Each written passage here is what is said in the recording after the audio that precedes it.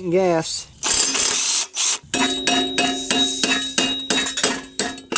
Today's episode of Just Another Day in the Shop. I have this wonderful push mower that simply won't start.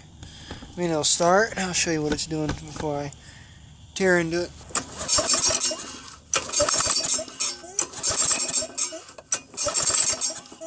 It's hard to pull, and sometimes it kicks back.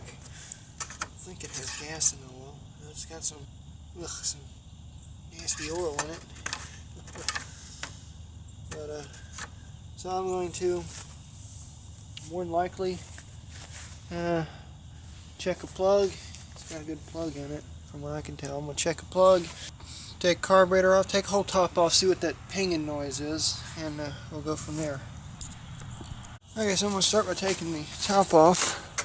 Now this is not the original motor that is framed. I put this motor on here. It originally came on a Troy-built self-propelled push mower. The guy hit something, trying to mess the crankshaft that way. Split the blade adapter and screwed the keyway up in the crankshaft. So MTD blade adapter wouldn't work, so I had this other Troy-built frame, and I did an experiment. I put a Husqvarna blade adapter, one of the 25mm ones on there. It fit pretty good, and I put a 21-inch Husqvarna blade on there, and it works. That's not why it's kicking back, though. I don't care what y'all say. You can use any blade adapter on any mower as long as it works, in my opinion. But what I'm going to do first, I need a 5/16 too. The 8mm works, yay. It's not ideal, as you can tell, but it'll work. So I'm going to start off by checking the flywheel key, because it does pull back sometimes. I don't think that's a problem though.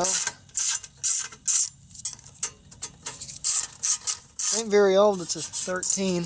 So that should wiggle loose. What's holding it? This back bolt. That sucker's loose. Everything gonna give me a hard time today. You know, like my ginormous pliers. So what's holding it? Nothing. That's what I thought.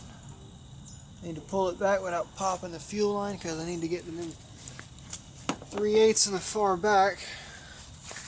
So we're gonna go ahead and pop the top up. I got one more 8mm to get. Sometimes an 8 fits better than a 5/16. In this case, I probably wouldn't use 8mm, but it seems to be biting down better than a 5/16. I'm going to go ahead and unscrew this bolt, and I can do it by hand. I'm going to pop the top, see if I can see anything. It doesn't look good. So this oil dipstick, sometimes you have to get mean with them. You just twist them out of the way like that. You got 2 5/16 in the front and 2 in the back. 3/8, my bad. Why'd I grab a 5/16? Okay, I got my 3/8.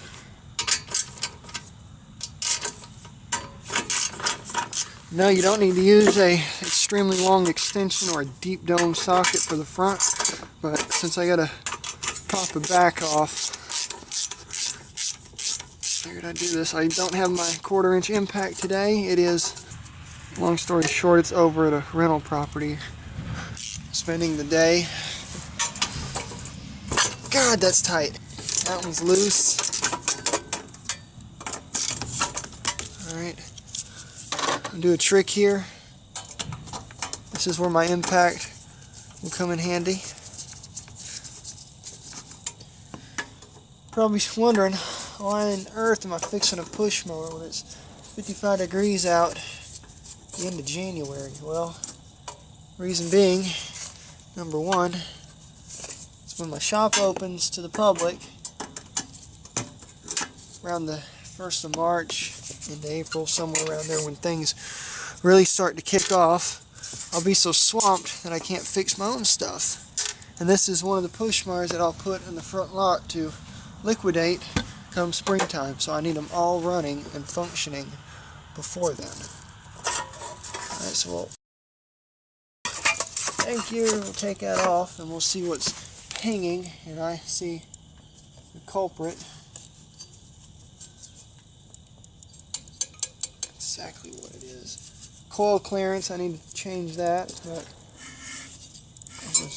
oh, there's that pinging. Let me take a plug off. So if you direct your attention to this linkage arm right here, whenever I spin the motor, watch it. See there, the magnets catch it and drag it, catch it and drag it, and that's that pinging noise. So what I need to do is figure out what a pinging noise is there, or I simply need to just take this off and do away with it. And I'm probably going to do away with it because in reality, well, it is necessary to protect the governor linkage, but I want to see this broke. That is very loose. It's actually too loose. Let's see here.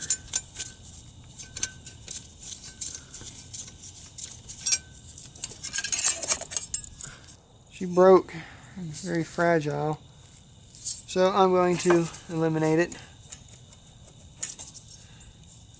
There's actually another leg it's missing off of here from what I can tell. Probably broke off or someone's changed that before, but I'm going to put this bolt back in here. If I happen to find one, because see the correct one goes from here to this back hole. That was the incorrect one. So that was causing the pinging. Choke is sticking too, that's not good. I'm not going to fix it. I'll just hit it with WD-40. I'm not taking a muffler off. Next I need to get this thing off the top here to check. Actually no, I'm not going to check flywheel key. I'm going to put the top back on and get it running. If it pulls back at me, then I'll check the flywheel key. You'll probably say, well, why don't you do it now? Well, I don't feel like going to get the tools to do it now when it seems like there's absolutely nothing wrong with it. I do, however, need to adjust the coil, so I'm going to go ahead and do that, and I'll do it on camera, of course. Then we'll put the top back on, button it up, and then we'll deal with this right here. Okay, so if you followed me on my Outdoor Power channel, you will see that I've showed how to do this. We'll make sure that the coil is away from the magnets to begin with.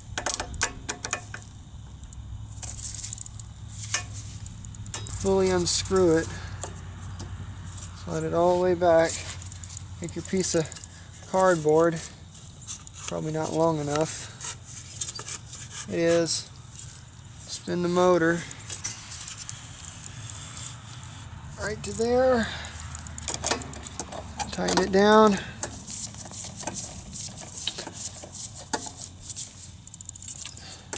should make it pull easier and it should make it spark better too. Make sure that's tight.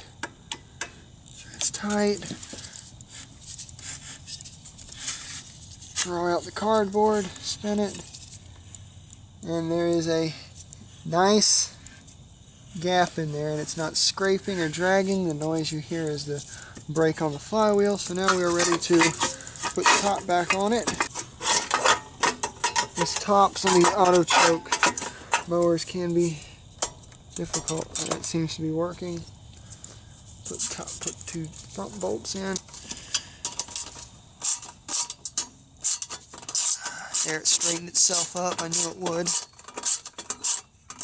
What the hell is this? Okay, so now we're ready to bolt the top on. Just got these 3 little shoulder bolts. Get them lined up.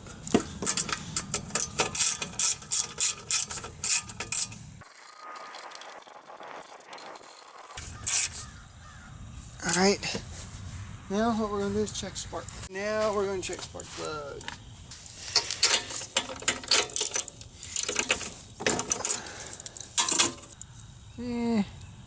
Smells like old gas, which is never a good thing. I'm not going to replace it. This motor, we'll find out what the gap is. To do that, I need access to my...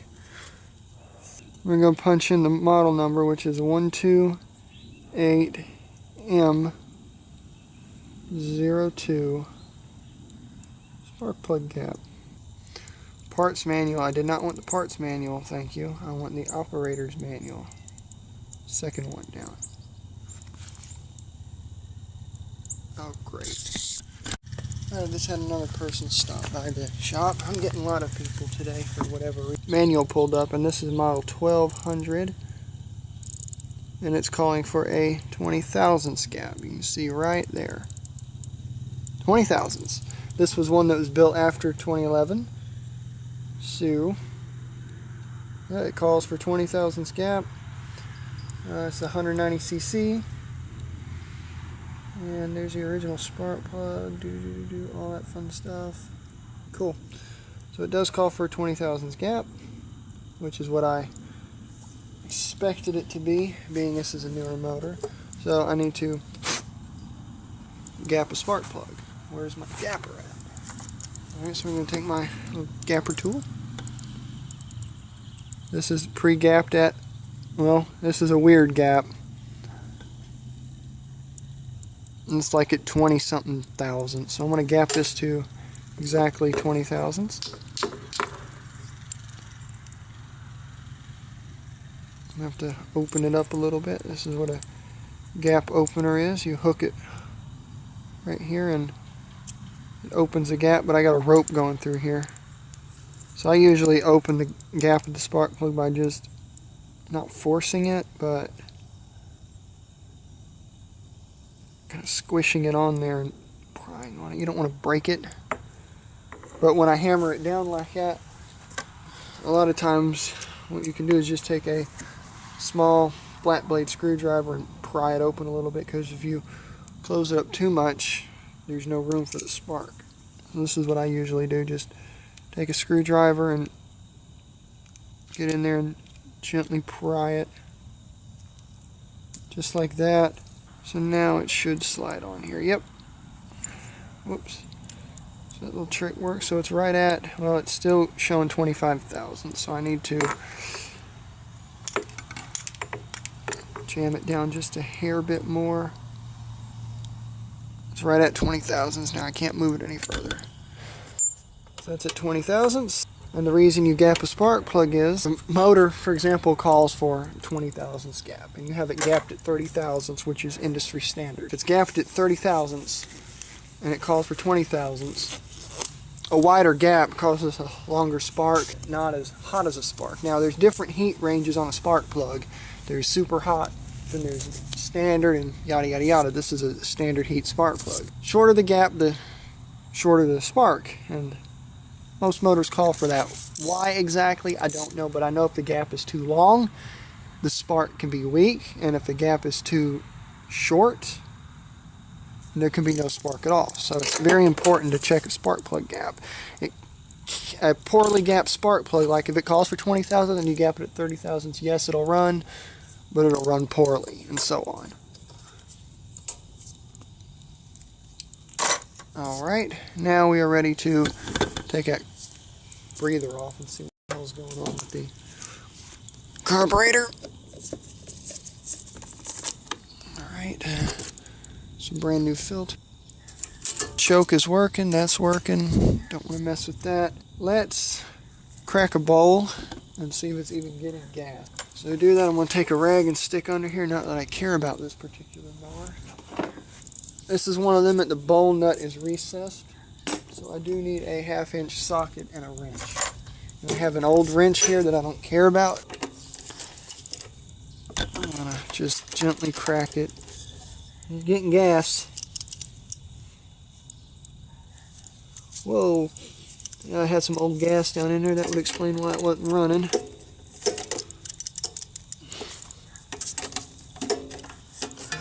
It's all going to leak out. Hang on a second. I got it stopped. Then we're going to pull it over and see what it does. I'm going to start without the filter on. It will not hurt it to start it with the filter off for a split second. However, never run a mower without the filter on. Alright, this is auto choke. Now that all the old stuff is out of the bottom of the carburetor, you should be able to pull it and it should fire right off.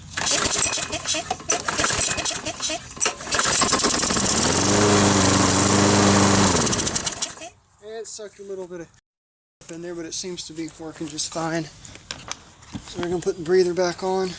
So this was a combination of a poor spark plug gap, or too wide of a gap, and some crap in the bottom of the carburetor. Let's see what it does.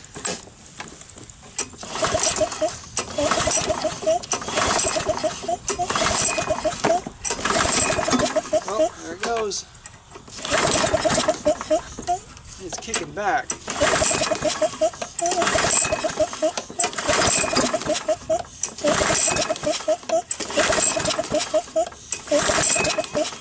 It's wanting to start. Could be a broken flywheel key. It could be a lot of things. When the guy plowed a manhole cover, I believe it was, I messed up something inside the motor.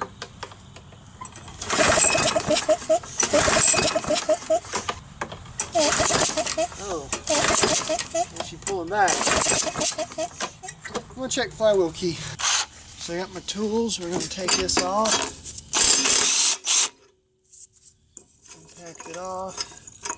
Flywheel key looks alright. Actually, I think it's broke. Can't really tell till you pop it off. Now, I gotta move the camera for this. Alright, so I'm probably gonna get a lot of hate for doing it this way, but I've been popping flywheels for many years like this. Here it went. And there's our sheared flywheel key. It's a broken flywheel key. Oops. What that means is when there's a hard impact, like when this motor suffered, when it had a bent blade and a split blade adapter, 9 out of 10 times you're also going to have a busted flywheel key. That explains why it was pulling back and why it would sometimes run and sometimes not run, and why it started popping back. Because a lot of times they might just have a little crack in them and they won't break right away, but as soon as you get that compression, it'll pop them. So we're going to pluck that little guy out of there and go find this flywheel key. Alright, so let's dig our flywheel key out. I'm going to take my little knife here and dig this sucker out. There's part of it. You can see there how it completely sheared it. It's not going to focus. There we go. See there? Sheared completely off. And now we're going to dig this piece out with a very sharp knife. Alright, and now this is our new flywheel key. That's what one's supposed to look like. They're very soft metal. They're designed to break like this on impact. So we'll put the flywheel back on in order to line it up. Alright, so we got the flywheel. I'm going to stick it on here. Let's see what it is. Let's see if I can spin this crankshaft. The magnets are what's messing me up. It ain't going to start because it ain't got no flywheel on it, so I can reach under here and grab the blade and spin it. So now I should be able to put this on and not have them magnets interfere. That's a much better fit. So now we take our flywheel key and we're going to try to line it up. Goes in only one way. I always have trouble getting these little suckers in here because they're so daggum small. There it goes. I'm just going to take my knife. I usually use a screwdriver. And we're going to peck it down in there. That is still awfully loose. It is very possible that this flywheel could be damaged, but then again, when you put this starter cup on it, it kind of seals it together because it sits there. So we're going to go ahead and do that. I'll raise the camera up some. Doesn't matter what way this bolt goes on, just as long as it goes on. Switch our impact. We'll release a brake so the flywheel don't kick. Tight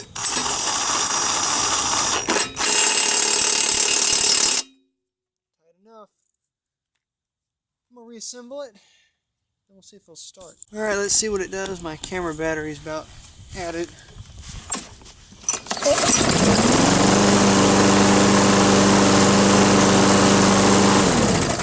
Alright, I say that was a successful repair. If you have questions, comments, or concerns, leave them down below. And I will see you guys on the next episode. If you want to see more of these videos, let me know. I'm going to upload them anyways. Because this is the path I chose on what I like to do, and I figured I'd share it with the world. So, till next time, see you in the next video.